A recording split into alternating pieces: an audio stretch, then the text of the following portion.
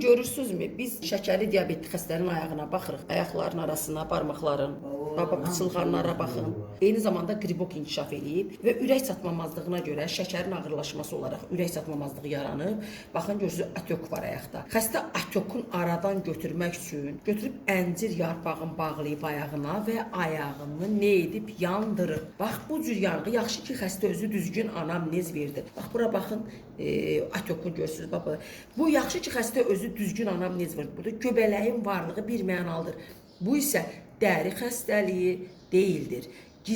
Güclü yanıqdır. Və onu qeyd eləmək istəyirəm ki, ümumiyyətlə diabetli xəstələr 30 dərəcədən artıq suda ayağın vanna eləməməlidir. Onlarda hissiyat zəif olduğu üçün bəzən 100 dərəcə Selsi temperaturu suya ayağın salar, heç nə istəyilməz, ayaq belə yanar.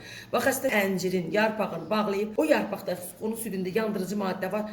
O xəstənin dərsin 100 dərəcə Selsidə ayaq necə yanar? Elə yandırıb, amma xəstə onu hiss eləməyib. Görürsünüzmü? Və bu nəyə yol açar? Qanqrenaya yol açar.